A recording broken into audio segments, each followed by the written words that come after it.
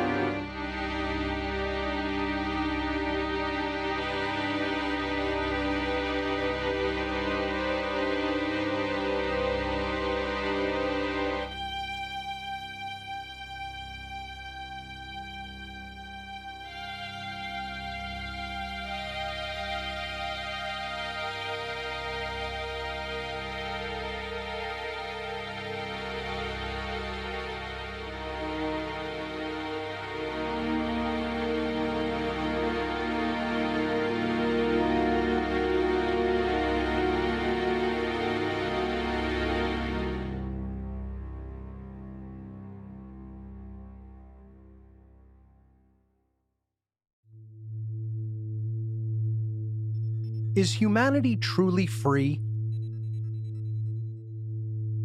Are there universal laws in effect that apply to human behavior? Does our knowledge or ignorance of these laws impact our collective freedom as a species? This documentary will explore these questions and our current understanding of universal forces that affect the daily lives of each and every one of us. I'm an independent researcher and public speaker from Philadelphia, Pennsylvania. I lecture on the topics of human consciousness, morality, freedom, occultism, symbology, and spirituality. Many years of unique life experiences have afforded me an extraordinary perspective on the current human condition. Through my website, whatonearthishappening.com, I continue to explore these topics with a worldwide audience. I grew up with a traditional Roman Catholic family background in South Philadelphia. During my grade school years, I began questioning the beliefs and motives of organized religion, recognizing it as a system designed to control human thought and understanding. My unanswered philosophical and sociological questions eventually turned to discontent and anger. This drove me to seek out what I considered at the time to be the polar opposite of religion. My subsequent life path led me into membership and influence of what I now refer to as the dark occult, what most people might call nefarious secret societies. But what actually is the occult?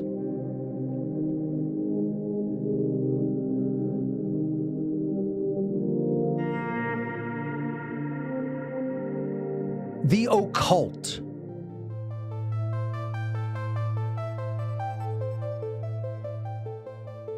What does the word occult mean?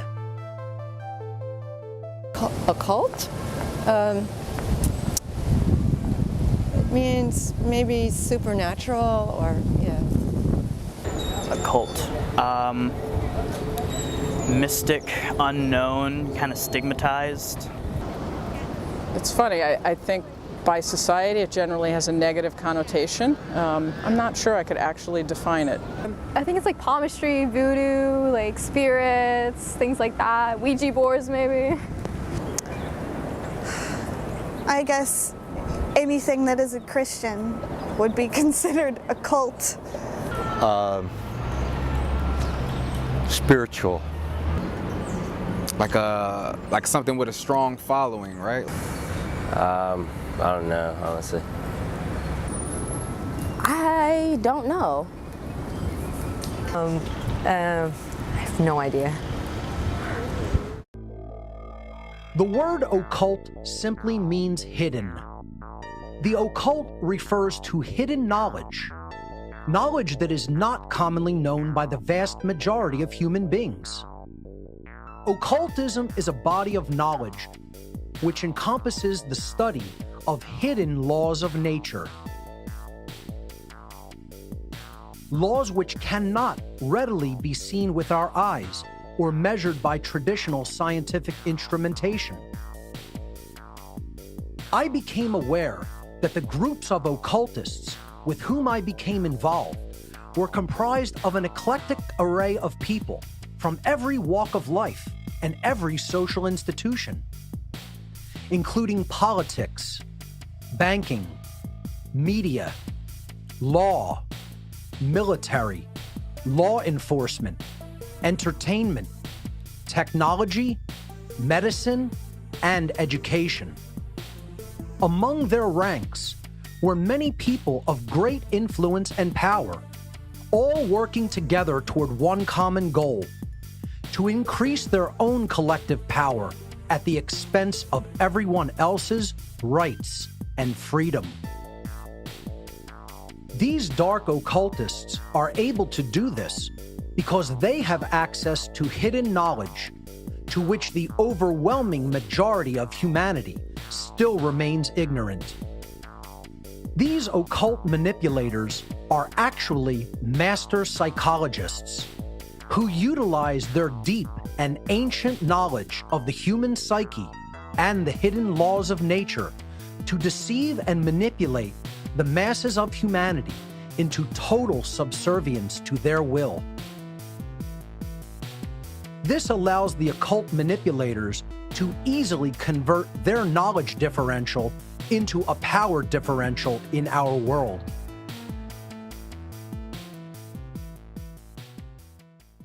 After a profound crisis in conscience, I eventually made the free will decision to cease my involvement in the world of dark occultism.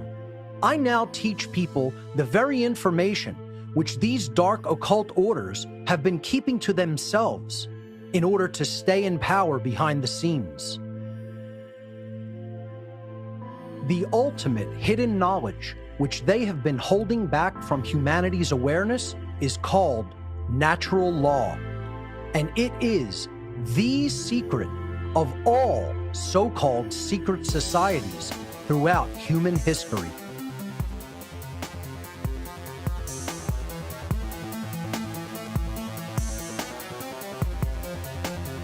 Natural law.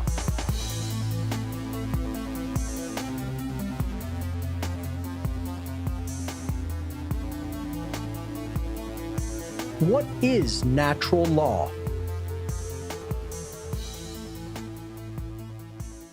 Natural law, I guess you could say just what, almost like first instinct kind of, you know what I mean? Like what would come simply just by the way that we are. I'm not really sure. I'm actually a lawyer by training and education, so I'm probably the worst person to ask. Law applies to the whole country. I think it means like how law is interpreted by people on like a day-to-day basis. Natural law, everyone is nice. Everyone was born nice and kind, but they are corrupted by society. The term natural law, I mean, if you break it down in, I guess in regular terms, it'll mean, damn, actually, now that I'm thinking about it, I don't know what natural law means. To understand what natural law is, we must first know what it most certainly is not. Natural law is definitely not, and has absolutely nothing to do with Darwin's theories on evolution, the Darwinian survival of the fittest, the so-called law of the jungle, or the so-called natural order of nature as a dog-eat-dog world. So, what actually is natural law? The definition of the word natural is inherent to and having a basis in reality and nature. In other words, not man-made. The definition of the word law is an existing condition that is both binding and immutable. Binding means having an effect that cannot be escaped. Immutable means unable to be changed by anything or anyone. Natural law, therefore, is a set of universal, non-man-made, binding and unchangeable conditions which govern the behavioral consequence of beings with the capacity for holistic intelligence. Natural law governs the aggregate or collective, free will behavioral choices of entire populations by manifesting the consequences of the behaviors that we choose. The consequences which we receive are always dependent upon whether our chosen behaviors are either moral or immoral, or in other words, right or wrong. While we all have free will to choose which behaviors we will conduct, we are not insulated from the moral consequences of our behavioral choices. Natural law is a body of laws that operate within the unseen or non-physical realm, so they may be considered to be occulted or hidden laws of nature. These laws are built into the fabric of reality, just like gravity and electromagnetism. However, since these governing dynamics operate in the non-physical realm, human beings must incorporate a much wider worldview in order to recognize and accept the existence and operation of these laws. The understanding of natural law is absolutely not a belief system or a religion. The workings of natural law can be discovered and understood through its observable, measurable, and repeatable effects in our world. In other words, the understanding of natural law actually constitutes a science of morality, which requires no belief or faith. Belief or disbelief in these laws is completely irrelevant, as they exist as surely as any physical law, such as gravity, which we take for granted in daily life. Natural law is also known as moral law, cosmic law, universal law, spiritual law, the law of cause and effect, consequentialism, the golden rule, karma, and many other names. Why is understanding natural law so important?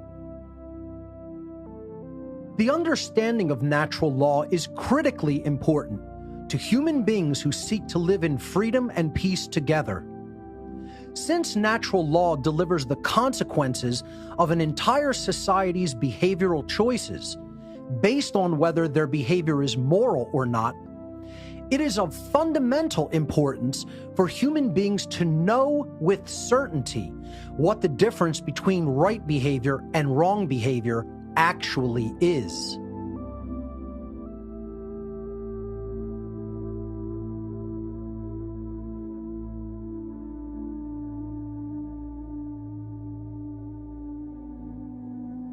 Human rights.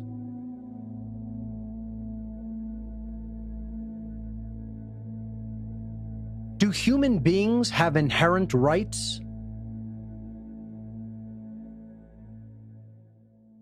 Yes. Yes. Yes. Yes. Of course. Yeah, they do. Yes. Yes. Oh, absolutely. Absolutely. Yeah, I think every human has a right. Human beings always should have rights, no matter where you're from, no matter your religion, your sex, no matter whatever. They should always have rights. What is the definition of a human right?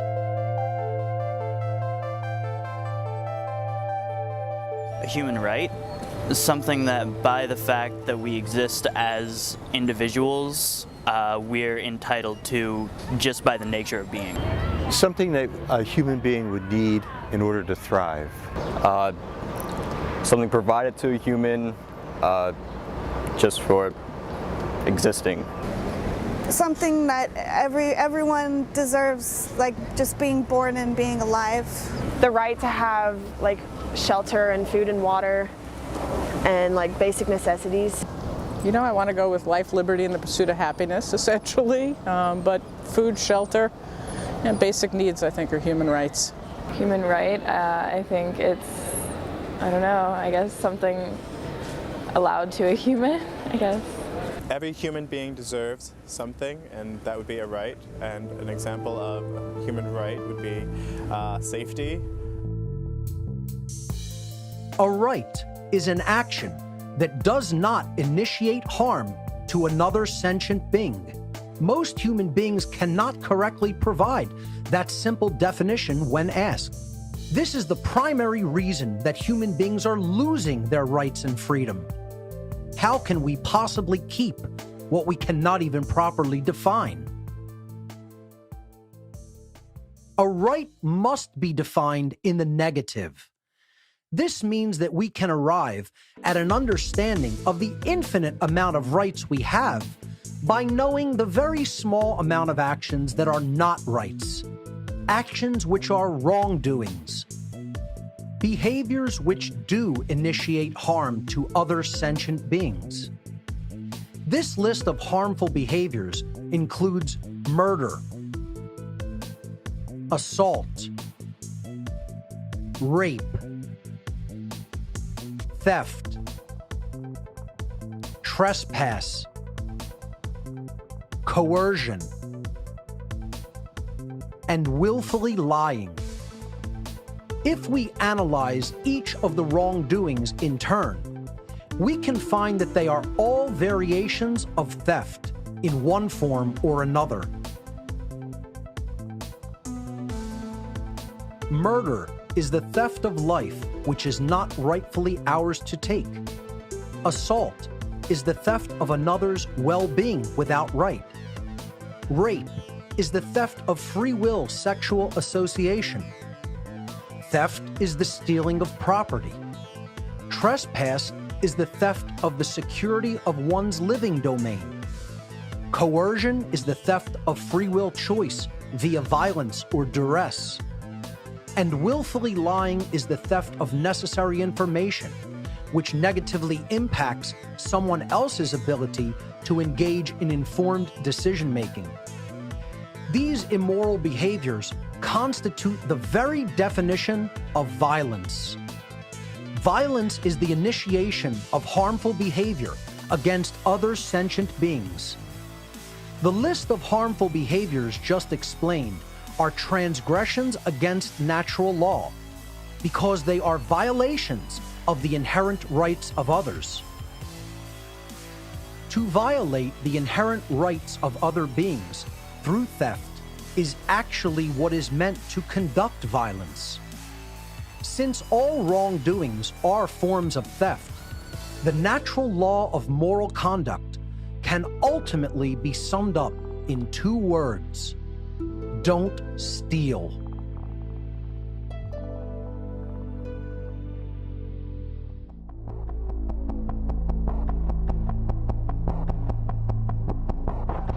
The non-aggression principle and the self-defense principle.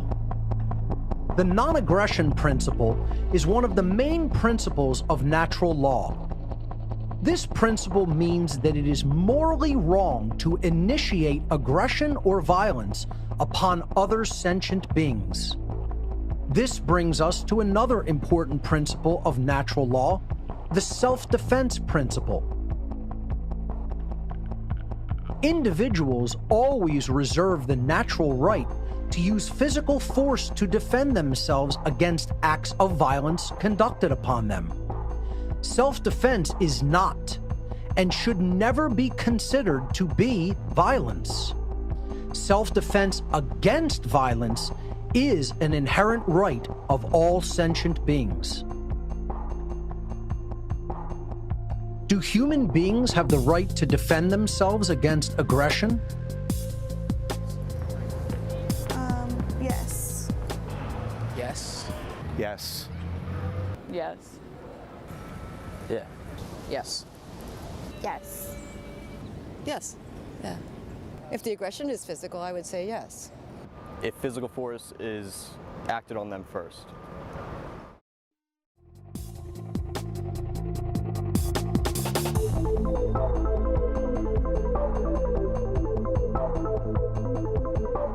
Equality under natural law.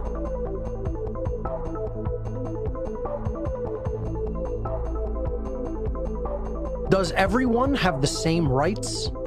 Or do some people have more rights than others? I think people should have rights that are equal to everybody else. I think in a perfect world, everyone would have the same rights, but as the world is right now, people don't all have the same rights. Not everyone has the same rights. Some people have different rights, some money, privilege, class, things like that. In reality, some people have way more rights than other people.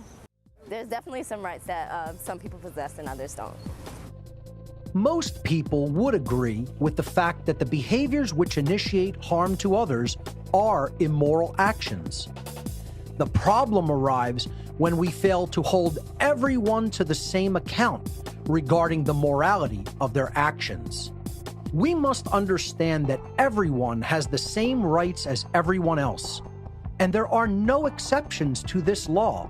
If no individual possesses the right to perform a certain action because it initiates harm to another, then no one can delegate such a non-existent right to any other individual or any other group, and thereby magically turn a wrongdoing into a right. In other words, everyone possesses exactly the same natural, inherent rights as everyone else, and there are no exceptions to this rule for individuals in government, police, military, or any other societal institution. This is what is meant by equality under natural law.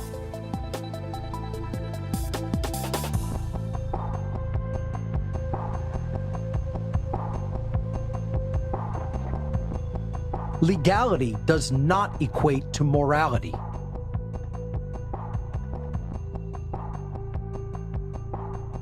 Is government authority morally legitimate? I mean, I think we need laws and regulations, but I'm not sure our laws and regulations are always moral. Not always. Yeah, I believe it is. To some extent. It depends on whether the authority was, at least in our democratic tradition, whether the authority was based on the consent of the governed. No, I feel like we'd be fine without it. If the laws of man happen to align with the natural laws of morality, then they are, by definition, redundant and therefore unnecessary. If man's law is in opposition with natural law, and therefore false and immoral, it can never be legitimately morally binding upon anyone. Because something is either legal or illegal does not make it moral or immoral. Recognizing this, we can then arrive at the correct understanding that all so-called human authority is morally illegitimate because it is not voluntary, and it is based upon coercion and violence, which is itself immoral behavior.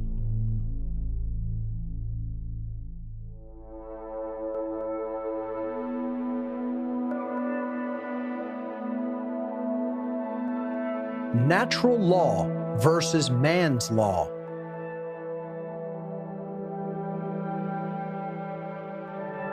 Does government authority exist in nature?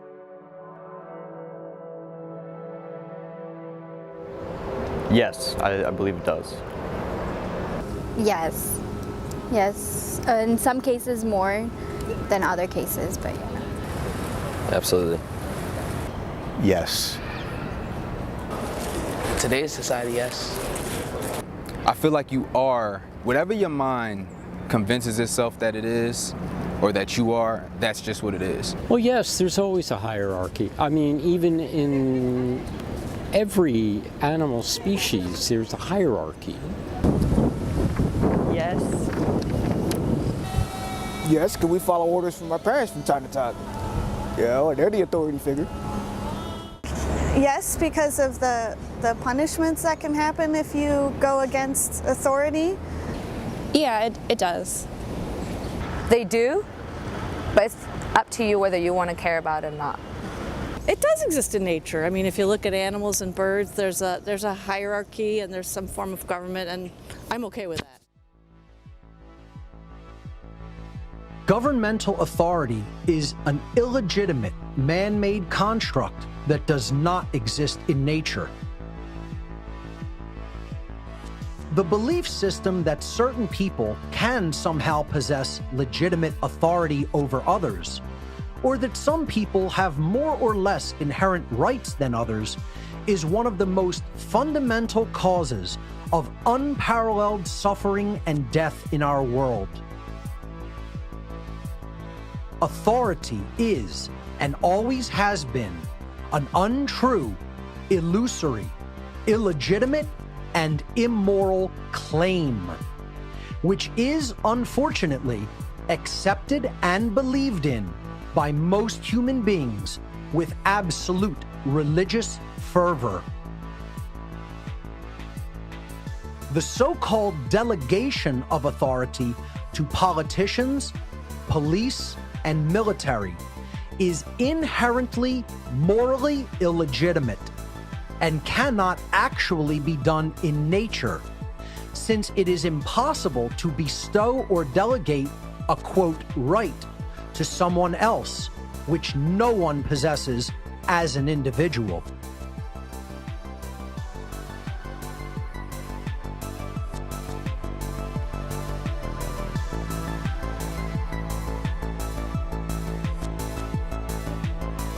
The human condition is slavery. Is taxation by government morally legitimate? Yes, it's morally legitimate because there are people who are not, yes, I'm just gonna say yes. Yes, because we need to fund things. To some extent, but I think it has to be fair taxation. I think it would depend on what the taxes are going to. I don't think it's morally legitimate. Again, I do think it is needed to fund resources and things like that, but I don't think it's a moral issue. I think so because if we didn't have taxes, we wouldn't be taking care of the greater good, roads, education, etc. Well, the way we've set up our culture, that's the only thing that makes it work. Paying taxes? No. Like, I mean, where does it go? Where does it go? It's like, I mean, we all experience this. You work, get a check, and then you see a chunk of it missing, and no one's telling you why it's missing. Hell no. Yeah, no. Money and taxes, I think there's a lot of bullshit involved because a lot of money is thrown around, like huge amounts of it, at things like politics and war, and a lot of taxes go into things that aren't really helping most people. They're helping a few people do not so good things. Taxation is theft enforced by the threat of coercion and violence.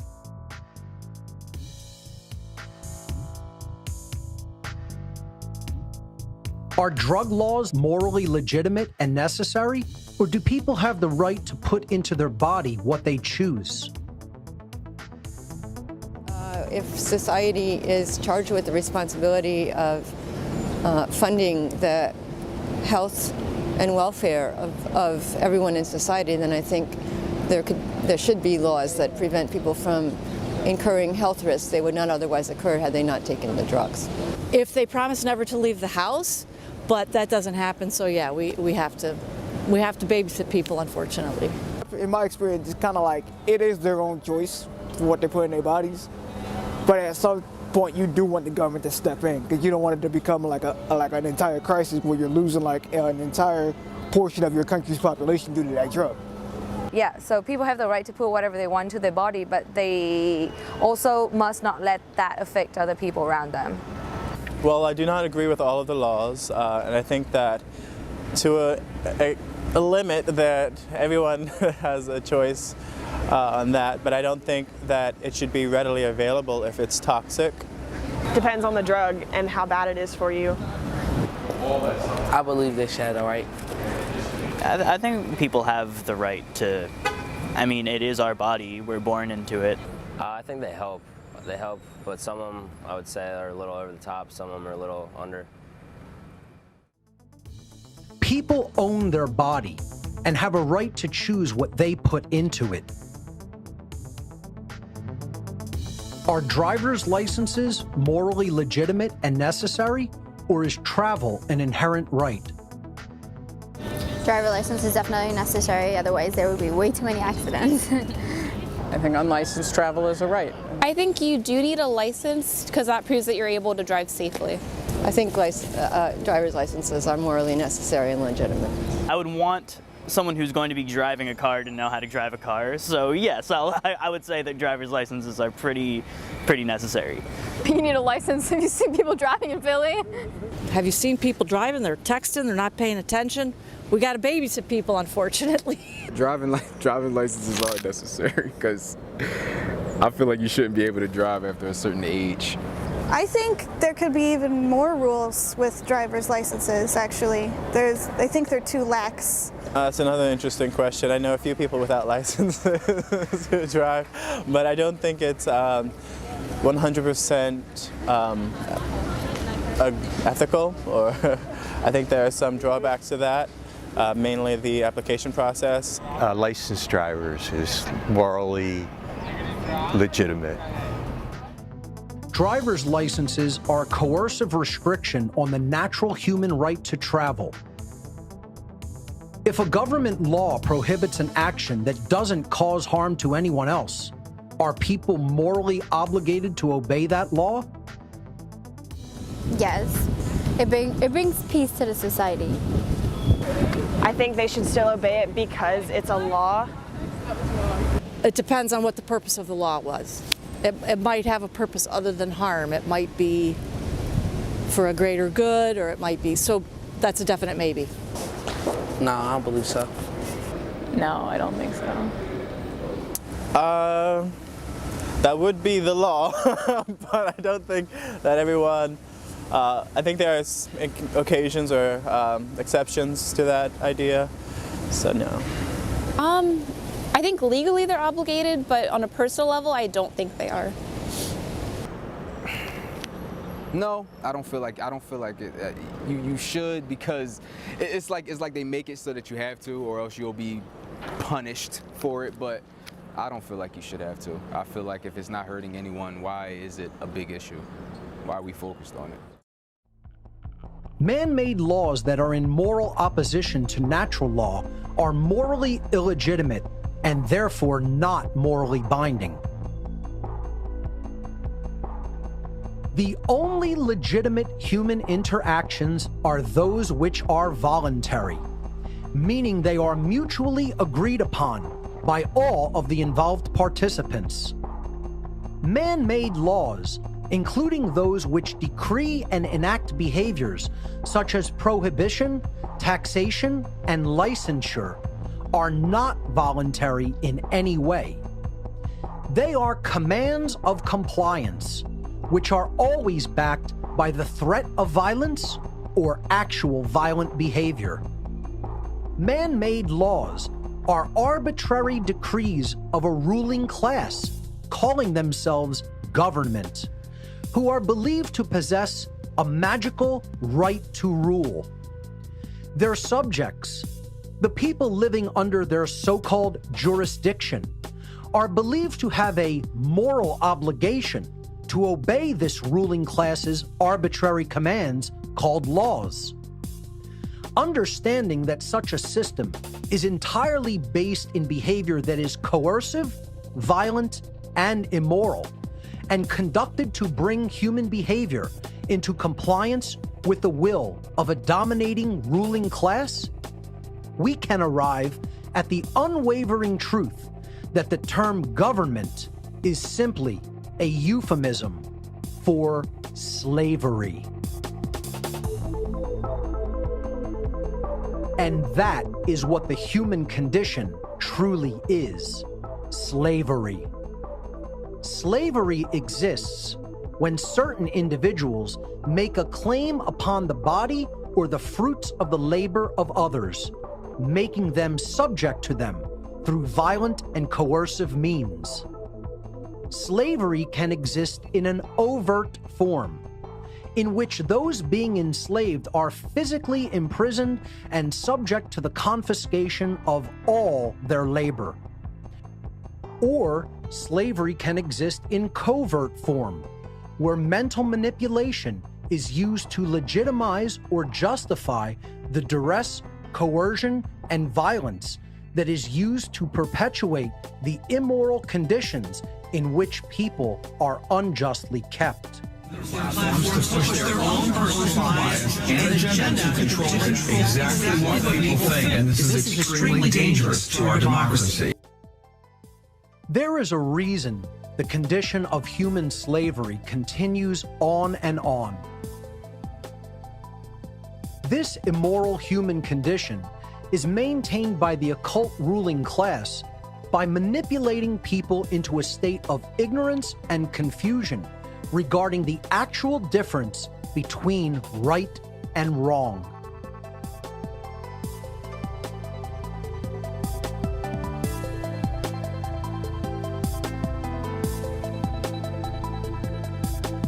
Objective morality.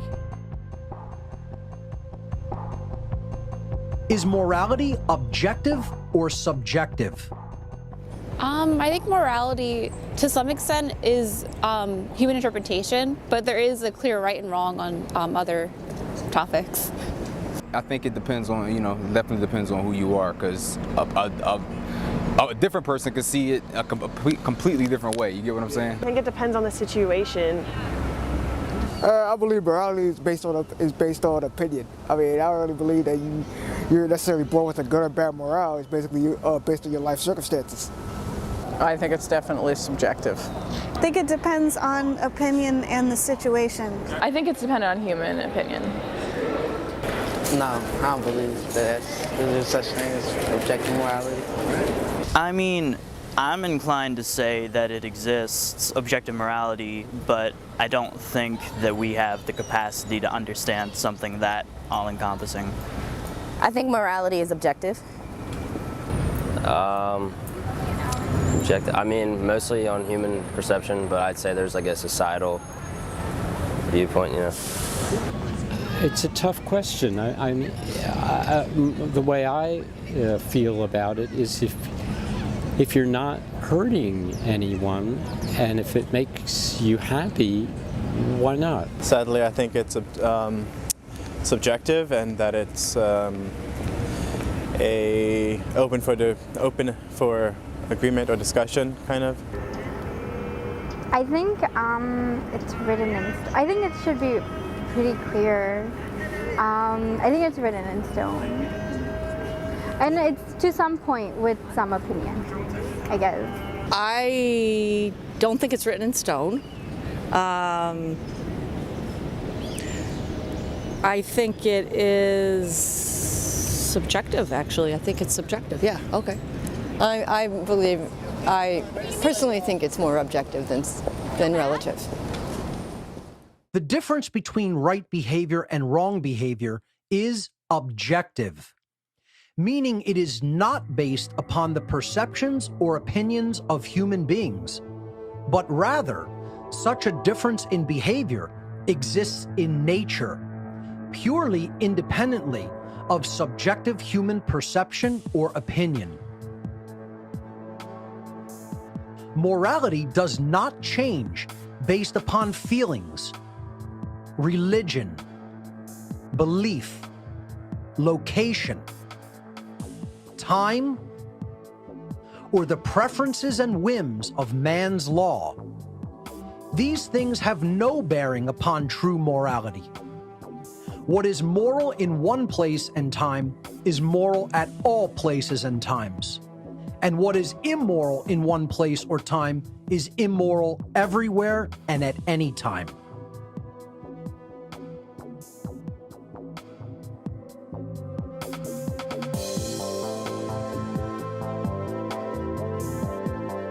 Conscience. The knowledge of this objective difference between right and wrong behavior is called conscience. Conscience is the knowledge of whether any particular behavior in question does or does not initiate harm to another, and therefore whether it is right or wrong. The problem is that most people do not possess this knowledge, or they are extremely confused regarding it. To behave with right action is moral, and to behave with wrong action is immoral. Yet this fundamental understanding is often grossly misunderstood. People do not get to decide what morality is. Morality is based upon whether an action initiates harm or not. This dynamic exists inherently in the natural world. Where do human rights come from? Religion, government, society. I guess it depends on the country that's allowing human rights, I'm sure. Some from the laws, some from, yeah, I think from the law. They apparently are decided by many people. Well, since you're not bored with it, I think it's like a collective, I think they come from your fellow woman or man. More woman, quite frankly. Constitution. Realistically, human rights come from law, but I think they should come from the basic moral agreements that I described earlier. Human rights. I think human rights are inherent. The moment we're born, we are entitled to certain rights, but then those rights are also, like I said, qualified by society. Well, human rights come from what you believe that all humans should have in general. So, like, if you believe that they should always have freedom, or if you believe that they are always entitled to something. They should come from morality. They come from, I guess, morality, yeah, so. Well, in the Christian tradition, we say they come from God. Human rights should come from within and should come from a natural place, but I think in our society they come from governments. The inherent rights of human beings are their inalienable, universal birthright and can never be granted or removed by any action or process of mankind. Our rights come from nature, meaning they are pre-existing and inherent to creation itself. Unfortunately, after thousands of years of human civilization, most people still do not understand this eternal truth. It seems so simple that we as human beings should willfully choose to take right action, to honor and respect the rights of others not to be harmed, to treat others with the same respect with which we expect to be treated, not to steal the life, well-being, property, rights, or free will of others. Yet it is not as simple as it may seem. True right action is elusive at best and deliberately ignored at worst. And this brings us to the crux of the matter, which is what I refer to as the law of freedom.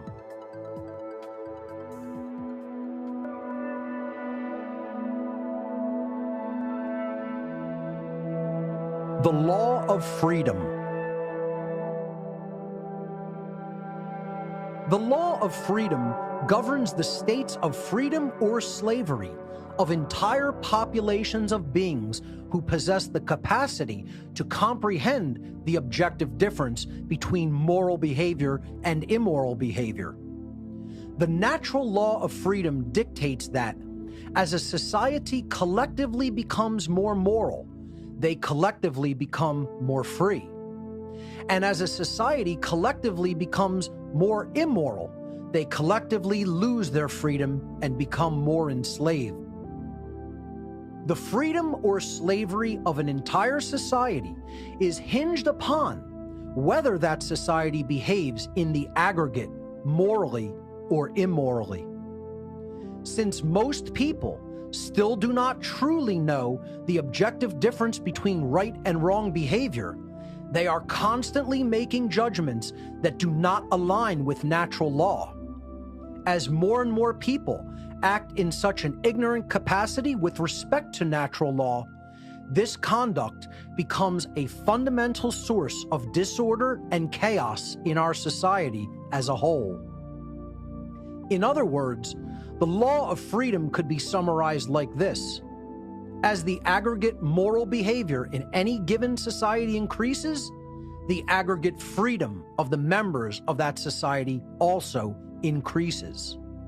And as the aggregate moral behavior of any given society declines, the aggregate freedom of the members of that society also declines. Even more simply put, as morality increases, freedom increases. And as morality declines, freedom declines. Therefore, human freedom is entirely dependent upon educated judgments that align with natural law-based morality, the objective knowledge of the difference between right behavior and wrong behavior. Believe it or not, you have just been given the secret of secrets of all secret societies throughout human history.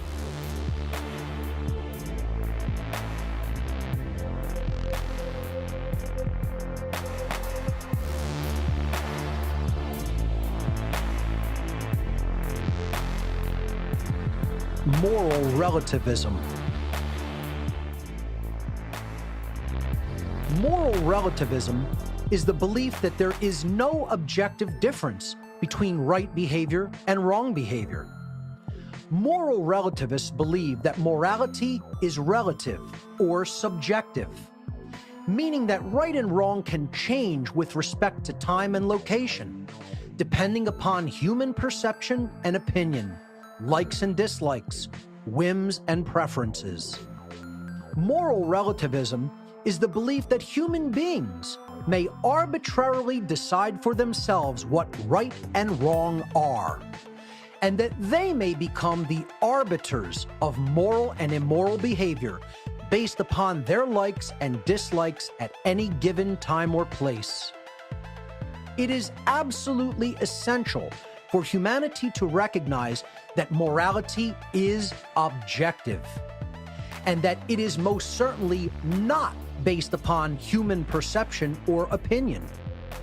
There is definitely an objective difference in nature between moral behavior and immoral behavior, because moral behavior does not initiate harm to others, whereas immoral behavior does initiate harm. These dynamics exist within and are inherent to the natural world. The prevalence of moral relativism in human society today is one of the main factors which solidifies slavery as the current human condition. Since aligning human behavior with natural law hinges upon knowing the objective difference between right behavior and wrong behavior, if most members of a society accept that there is no truth regarding those objective differences, that society can never consistently behave morally, and therefore they can never truly be free. True freedom can never exist in a society that embraces moral relativism, a society where people believe there is no objective difference between right and wrong behavior. Knowing the objective difference between right and wrong, and then willfully choosing right action over wrong action, is the foundational basis for the manifestation of the condition of freedom. If human beings remove that foundation by declaring that there is no objective morality, they will never be able to manifest a condition of genuine freedom in their lives. Understanding true objective morality will help humanity to recognize the fundamentally flawed belief in the legitimacy of human authority and government. By doing so, human interaction can become voluntary and free from the immorality of violence and coercion. If we want a world based in real freedom, we must understand that truth is independent of our perception, and that objective morality exists, and we can come to know it. If people learn the true difference between right and wrong behavior, humanity can become and remain free. If human beings continue to refuse this knowledge and continue to accept erroneous beliefs such as authority and moral relativism, humanity is going to remain enslaved.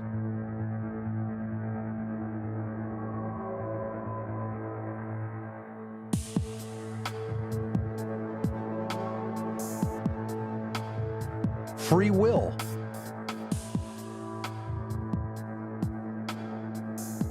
Do human beings have free will? We think we do, but I don't believe so. Human beings, for the most part, have free will. To some extent. We're not always free to do everything, which I think it should be left like that. I don't believe so, no. Yes, in my opinion, I believe that humans have free will. I mean, I don't believe that you're living your life under somebody's control. Free will. I think we do have free will. We do have free will, but that free will is also suppressed by social norms. No, actually, no. I don't think human beings have free will. Yes. Well, we think we do, but in truth, I don't think we do. Yes. Yes. Yes. Yes and no. Yes, or they should. In some cases.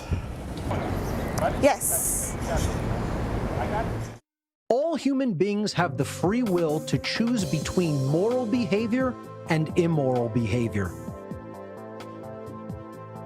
We have a choice as a people. We can use our free will to change our behavior and bring it into alignment with natural law by choosing morally right action. Or we can choose to behave immorally by condoning and perpetuating a system based in violence, coercion, and moral relativism. Will we continue down the path of slavery watching our inherent rights stripped from us little by little?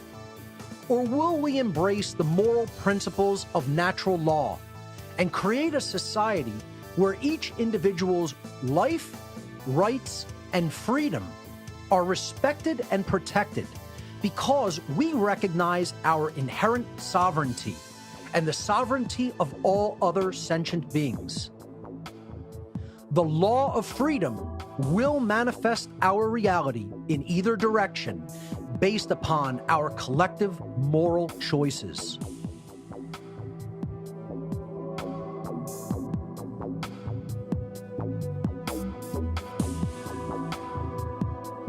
The science of natural law. Our shared human experience on Earth is collectively created and determined by the quality of aggregate human behavior. This demonstrates the effects of the natural laws of behavioral consequence operating within the physical realm. Our free will-based behaviors operate in what is known as the plane of causality, because our behavior is the underlying cause of the physical manifestations which result in the world. The consequences and repercussions of aggregate human behavior then materialize upon the plane of effects, which constitutes the shared human condition in which all of us must live. Our aggregate thoughts regarding morality are transformed into the aggregate behavior of our species, and that behavior is then transformed into resultant conditions and consequences. Truly, we collectively reap that which we collectively sow. Wrongful action can never create goodness and harmony, and right action can never constitute a violation of rights. 2 + 2 will never equal 5, and the apple falling from a tree will never fall upwards in elementary terms. Our behavior creates our circumstances. These dynamics can be repeatedly observed, and their workings can be known as a result of such observation. The study of these dynamics in human society constitutes a science of behavioral consequence. All living beings are endowed with self-ownership as an inherent birthright, and therefore possess the natural right to exercise their own free will to live in sovereignty, free from the initiation of harm or coercion by other human beings. These principles of human freedom and rights are the very basis of morality and are governed by the spiritual laws of behavioral consequence. Any and all violations of these principles are wrongdoings, chaotic actions working in direct opposition to the generative, self-ordering dynamics of natural law as designed by creation itself. Though some may attempt to do so, these laws ultimately cannot be worked around, changed, skirted, or bent to suit human whims or desires. To choose to observe the natural rights and sovereignty of other beings is in alignment with spiritual law, and such choice will create the conditions for freedom to manifest upon earth. To choose to conduct wrongdoings in direct violation of these laws will manifest only chaos and suffering. Human behavior is collectively manifested into our physical reality based upon humanity's free will choice whether to act in harmony with natural law, thus creating the conditions of freedom, or to act in opposition to natural law, thus creating the condition of human slavery. These are the universal, moral, spiritual laws of the universe that govern all of humankind. This is the science of natural law.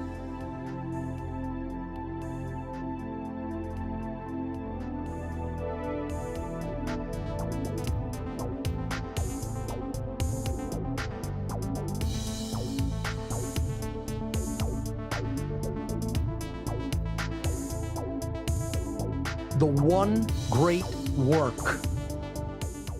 My unwavering dedication to delivering the message of natural law in every conceivable form for the past 13 years has gone virtually unnoticed by humanity as a whole, and society continues its rapid descent into immorality, chaos, and slavery. Far too few understand or take heed of my warnings, and even fewer speak out to teach others. I am seeking peers and allies in the war for our very freedom that is before us. Our one great work is to end the human condition of slavery. This arduous task begins with the self and extends to our friends and family, our communities, and our world. Speaking out is an extreme act of defiance because those who are currently in power seek to keep their power by exploiting the ignorance of mankind. There is so much human ignorance in the world today regarding the issue of morality that the situation can seem hopeless. Becoming aware of the level of ignorance that exists, we must also come to see that the only solution to the human condition of slavery is to spread the understanding of natural law and make it common sense knowledge for everyone. The dark occultists who are currently controlling humanity seek to continue to hide this understanding and to prevent it from becoming everyday common sense knowledge on a worldwide scale. Ultimately, this documentary is a call to action for all those who have gained an understanding of natural law and its principles. A lot more teachers are needed to carry this message of freedom to the masses of humanity. There are not yet enough voices doing this. You yourself need to get involved in the effort of spreading the knowledge of natural law. The solution lies in not just knowing it, but in what you do to spread this knowledge once you have come to understand it. Start a podcast, publish a blog, make a video, publish a newsletter, make music and art, contribute resources. Do anything and everything you can to make natural law common sense knowledge to people all over the world. Only with a united effort will we have a fighting chance. We need more boots on the ground in this spiritual war for human freedom. Once you have expanded your worldview to encompass an understanding of the science of natural law, it becomes your personal responsibility to help others to learn these inherent governing dynamics of creation. Our very freedom itself depends on it. This has been an introduction to the philosophy and science of natural law. For further study, please watch my full video seminar entitled Natural Law, the Real Law of Attraction and How to Apply It in Your Life. For more information on my work, please visit my website, whatonearthishappening.com. I recommend studying my podcasts in order, starting from number 1 at your own pace, and watching my video presentations and seminars. Thank you so much for your time and attention.